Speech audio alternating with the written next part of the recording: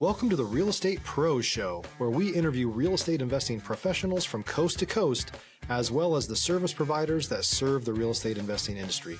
Our goal is simple: share what's working now to help you improve and scale your business to the next level and meet the pros that can help you get there. Real Estate Pros is powered by Investor Fuel, America's leader in helping real estate investors and professionals build the business you need to live the life you've always dreamed of. Let's start today's show. Property insurance for real estate investors doesn't have to be difficult, but it does need to be there to protect you when you need it. MyInvestorInsurance.com not only provides insurance at 15 to 30% cheaper than traditional agencies, it's built specifically for real estate investors like you. You can set up an account in about 2 minutes, get quotes on properties, turn on and turn off insurance for your fix and flip or rental properties in around 2 minutes without having to talk to anyone directly, all through our portal. There's no better way or faster way to make sure you've got the coverage you need to protect you, and no more lengthy policies either. Once you're set up, you're billed monthly and prorated by the day for however long your policy is active. It's powered by MSI, the third largest independent MGA, with 1.5 million customers and more than $1 billion in cumulative premiums written. Get set up today in about 2 minutes at myinvestorinsurance.com/fuel. Welcome back to our show. I'm your host, John Harcar, and I'm here today with Michael Higgs. And what we're going to talk about, besides his journey in business and real estate and kind of what brought him up to today, before we got on, he shared some things that, some things he's learned in the fix and flip game and when doing houses that I think are just very important to hear. So we're going to learn some great knowledge from that as well. Remember, guys, at Investor Fuel, we help real estate investors, service providers, really all real estate entrepreneurs 2 to 5x their business. Yeah, we're providing tools, resources in the community to scale your business to where you want it to be, which helps you live the life that you want to live. So, Michael, welcome to our show. Thank you for having me. I'm excited to hear more about these stories. I know I got like a little preview before. But before we talk about some of that stuff, tell our audience a little bit about you. What got you here today, your journey in business and real estate. Before real estate, I really started off with when I was a child. My father was a pilot, but he had apartment buildings on the side. So I'd been working since I was 8 years old, painting, laying tile, installing water heaters. I did all that stuff. Cheap labor. Didn't have my I was 14. So I always learned that, but I went off into IT, and I spent 30 years in corporate IT. I've worked government, I worked for military, I've worked for all these people. And finally, with COVID, when things kind of changed around, I was like, I got to do something different. And I said, I'm going back to my roots. My roots are in real estate. And I just always loved construction and flipping. So I said, okay, I scrambled up as much money as I could, knocked out a couple 401ks, put all the cash together, and started off in my world. As you were growing up, and one of the biggest or first questions I ask people is back when you were younger or as you were growing up, was there any influence in real estate? You obviously had your father in apartments, and you were working on them, so you had that first tangible thing. Why did you choose not to pursue that as a career and go into IT? I guess it was just that became my world. I originally actually was, college is government and public administration, ended up in DC, and, you just have to follow opportunity. I had a job that was a mix of that and got me into IT, and IT was taking off, and I was just getting, better job, more money. And it's like that became my world, and I just kept growing in it. That's awesome. So you were in IT for, I think you told me, in here 30 years. Yep. That's a long time. And I know COVID came around. So what specifically happened? Was it a whole staying at home thing, or what was the kind of thing that triggered, say, hey, I need to choose something new? Well, there was a bit of a push because I was working for cruise lines. And cruise lines during COVID, they laid off, and I'm not kidding, 90% of their people. I was a program manager for cybersecurity for point of sale systems, running on all the new contracts to replace all the systems at this particular very large cruise line. And with no contracts, there's nothing to manage. So that was my job. And I was like, what can I do? And well, again, I went back to my roots. Stop living on an island and join the #1 mastermind in America for professional real estate investors. Investor Fuel is a community of hundreds of the nation's top investors working together to build stronger businesses and better lives. In addition to the amazing community of real estate investors acting as a board of advisors for one another, Investor Fuel members have access to 100% funding on purchase and repairs for our members only, a health insurance program, and benefits and discounts that more than pays for the membership of most of our members, meaning it's actually costing you money to not be a member of Investor Fuel. If you're looking to scale your business and build a business that allows you to live the life of your dreams, please visit investorfuel.com today and book a call with our team. Yep. That's awesome. So what was the first thing you did? I mean, did you go seek out a mentor? Did you go seek out any coaching? Did you, what resources did you kind of look for right when you started? Didn't really, I mean, other than, as I said, I've had, I'm watching HGTV and seeing the flipping shows and having my gurus and things like that. But I guess I just dived in and just started researching on my own. And as I said, I started off trying to see, I went and bought a bunch of vacant lots up in North Florida, and I was going to start building. I got hooked up with a couple of GCs. We were trying to work around up there, but the margins just blew out. And as I said, I just had to find something. I was like, you know what? I know I can flip. I know I can do this. I'm going to go and do it. And I have been. That's awesome. So as you started doing that and building this business, and we'll talk about some of those other deals before, but overall, like what were some of the struggles or some of the things that some hurdles you encountered at the beginning? Well, in the beginning, it was kind of like very easy. Just start, the lots. I had the lots. I just cleared some of them and, marketed them properly and got them sold and made profit. The first property I had was a condo, and I was trying to do what a lot of flippers do, is do a lot of the work yourself. It sounds heroic. It sounds all sexy. Look at me. I'm doing everything away. Tiles, going home with my arms just being spaghetti. But I found on thumbtack.com, which is 10 times better. It's what Angie's List used to be. Right. Found an electrician because I had to replace the electrical panel on the unit, and he's talking to me, and he kind of was, smart in the field, and he said, you need to stop doing this yourself. I've got a guy, he'll come in, he can do it in quicker and faster than you, and so you save on the carry cost. I didn't have carry cost on that place, but I still said, okay. Guy came in, he gave me an incredible figure. I'm like, sure, okay, you do the work now. And that just kind of set off. Although I am very, very hands-on. As I put it, don't cut corners, cut cost. If you don't get some dirt under your fingernails starting off and you get hot and sweaty and nasty, if you can't do that in the beginning, you don't deserve driving the Bentley Continental GT, 10 years from now. Get dirty. And so I still stayed dirty and doing all the work and hanging out with the guys, and it was successful, and I still have all the same contractors working along. I mean, correct me if I'm wrong, but probably that experience just helped you grow that much faster. That helped you learn that much faster and, elevate your business that much faster, right? Exactly. If I can throw in the GC that I have, he's a high-end GC, does a lot of multi-million-dollar properties. I don't know why he's working with a small minnow like me, but he is. He's extremely helpful and such. He told me when it comes to the success for flippers, he goes, 70% of people fail their first flips. You go in, you have your cash, you don't worry about permits, you just get the job done and get out, and you're successful. So in stage 2, you go out and buy 3 properties, and you try to do everything with permits, and you get into just a living hellish world nightmare. And if you can survive that, your third set of property or set of properties is where you really start to grow. And he goes, you're doing exactly that, and I am exactly on that path. Yep. I was very successful my first.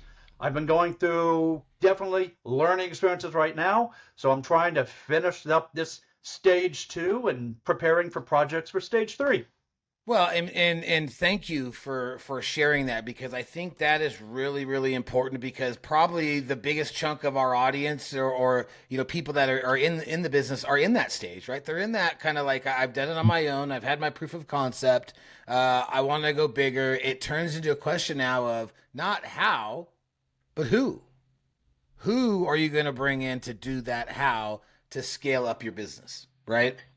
Exactly. So that's kind of the thing. So What does your current business look like now? Like, where are you doing deals? What are you buying, etc.? Right now, I have dropped down because my current property is single family house in Oakland Park, Florida, which is part of the Broward County, Fort Lauderdale area. It's just been a massive problem child. I am now on coming up to month 23 on this house. What is going on? 13 months worth of time just dealing with the city building departments. Literally, when people said, talk about what's a curse word, to me, the P-bomb is permits. There's nothing worse than the word permits. You say that to me, you're insulting my ears. It's been such a hell on earth because just trying to get through at times, I'd go there in the first 10 months to be able to get the permit. If you're looking for consistent, high-quality leads, look no further than Investor Machine. Investor Machine isn't just another agency. It's the most sophisticated, data-driven lead generation company on the planet for real estate investors, and serves the role of being not just a lead generator for your business, but a marketing partner that is helping you achieve your goals along the way. Go to investormachine.com to learn more and schedule a call with our team today.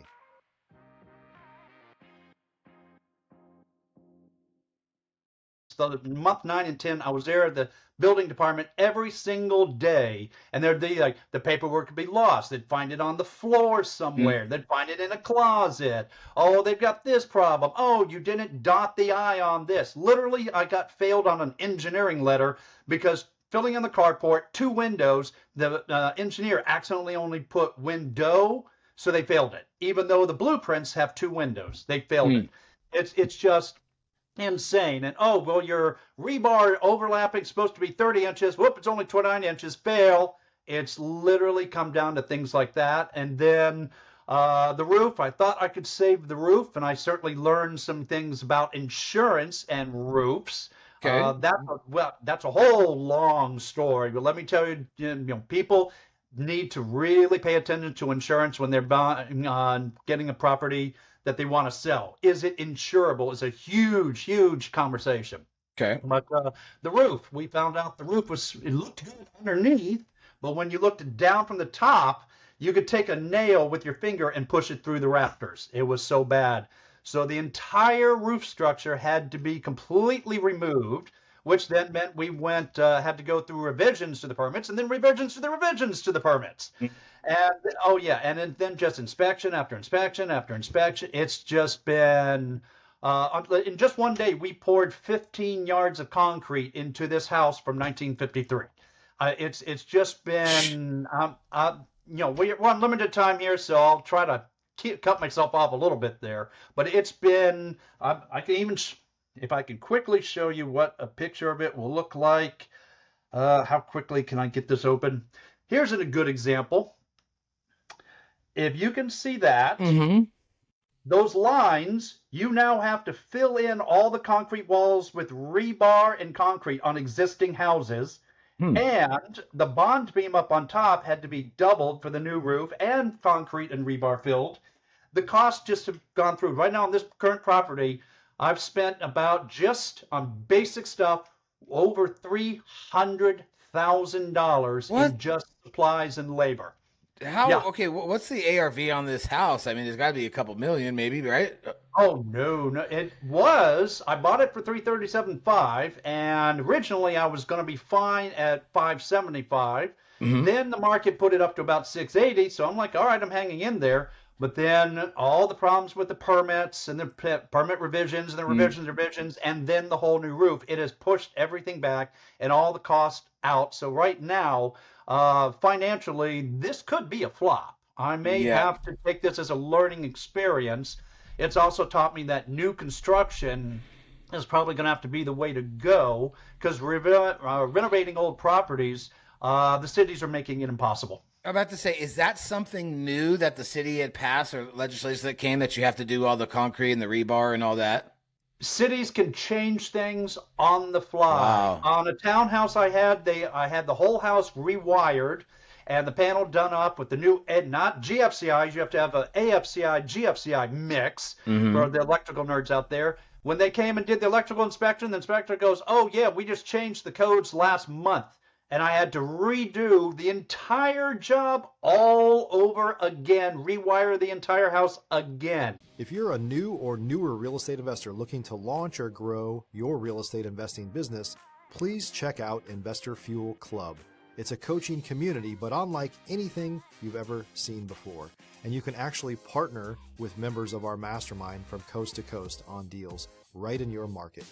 There's no better opportunity to build a consistent business than to literally partner with pros to help you avoid costly mistakes, avoid the need for capital to do deals, and help you eliminate your fears as you're starting your business.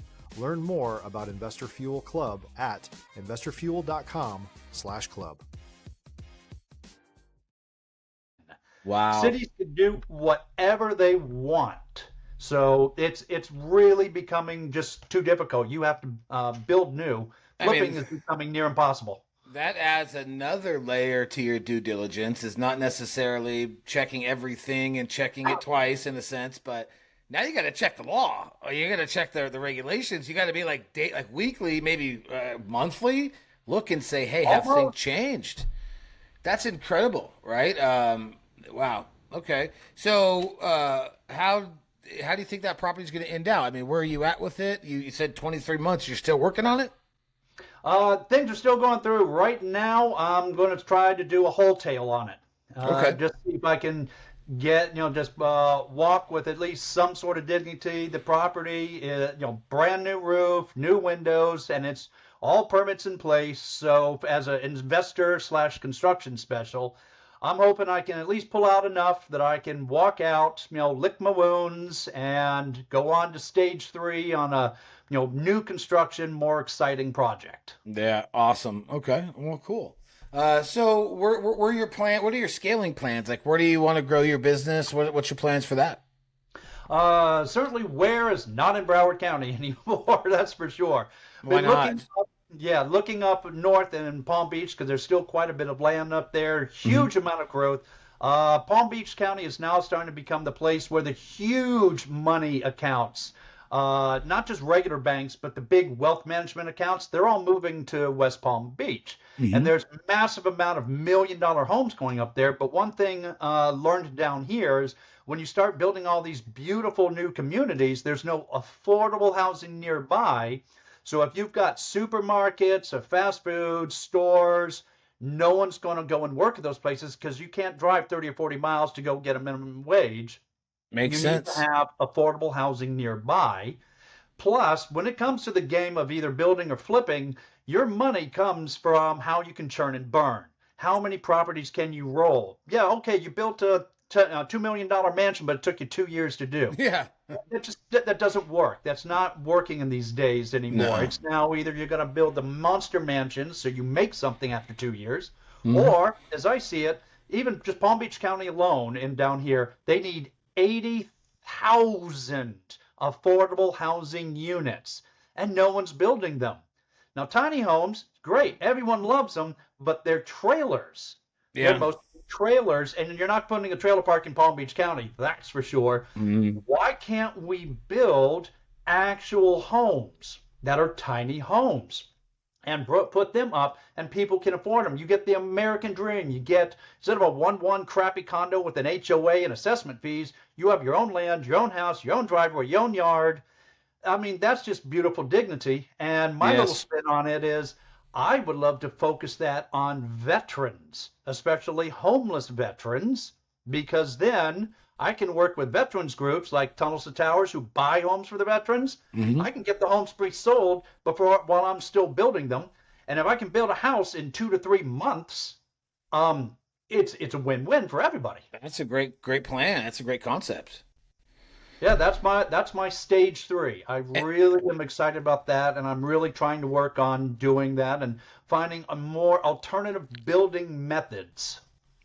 That's awesome. And I've interviewed some pretty intriguing and interesting different type of building methods. I'll try to find some of those podcasts and send them over to you.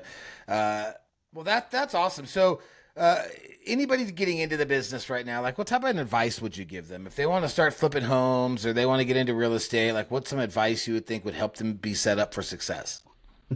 I mean, right off the bat, you've got to have the personality for it. This is no longer just the days you can just go out, buy the property, do some work, and get it done. This is a rough and tumble business. Mm-hmm. It really has become that way, and you can get yourself lost in it. There are days where I've come home and just pounded on the desk like WTF. You've got to have a constitution for this, and that sounds like just everyone says, oh, you got to be strong, but flipping has changed, and as I said, I'm extremely lucky to have fantastic contractors, but that's rare. Yeah. Rare. When I was just trying to find the HVAC people for the air conditioners, I went through about 10 different companies, and every one of them said something where I just said, you're full of it. No, get out of my property. I know you're messing with me. To find that, that's something you really have to work at. You've got to do your homework. I mean, my appraisal skills have definitely grown vastly. If I can walk into a property now I know, are all the egress points have double rebar filled cells on either side? You can tap the wall and find out. Right. What's the wood like? If there's termites there, I mean, just walk. Unless you're getting like a $500,000 house for $100,000. If there was termites, walk. I can tell you that because that's a learning lesson on this property. The termites were in areas where I just couldn't see, even though the roof was exposed. So you got to have the right, gravitas inside of you, and just be prepared that you're going to get some financial punches and contractor punches, and you're going to get headaches, and it's a lot of stress, and it can take you down. Hence, 70% of people fail their first flip. Just personality. You've got to be ready for what's coming. Yeah. It is definitely a business where you got to have, rhino skin or thick skin to be able to persevere, I guess you could say. Man, I appreciate you coming on here and sharing all this stuff. So if there's some folks that are listening to you right now that, they want to learn from you, they want to reach out, maybe do some business with you, what's the best way for them to connect? Reach out at my email, info@flippingflorida101.com. And take a look at my website and take a look at the videos and see, as I've said, right now I've only got one set of videos up there, but you can see some of the foibles and things that I've gone through, sometimes where I just have to kind of driving along, laughing it off, and just showing all the things that I've gone through, at least on my first flip, and I'm trying to get more videos up there. But they can reach to me at that email address. Perfect. And I'll put all that stuff in the show notes. So, guys, you could get a hold of him anyway. That's down there. Thank you so much again. Michael, great information shared. Guys, I hope you at home took a lot of notes. And I hope you enjoyed this podcast. Michael, thank you again. And had a great time. Thank you for having me. Awesome. And we'll see you guys on the next one. Cheers. Cheers. Thanks for joining us for today's Real Estate Pros Show. You can learn more about the amazing benefits of the Investor Fuel Mastermind community, including surrounding yourself with hundreds of other rock stars, 100% financing for your deals, and members-only discounts from vendors you're likely already using that, as a member of Investor Fuel, will save you more than the cost of your membership. Visit investorfuel.com to learn more. If you're interested in joining us as a guest of this show, please visit investorfuel.com/pros to apply. You can also check the show notes for access to free resources, how to get access to world-class lead generation, and much more. Don't forget to subscribe so you never miss another episode. Have a great day. We'll see you on the next show.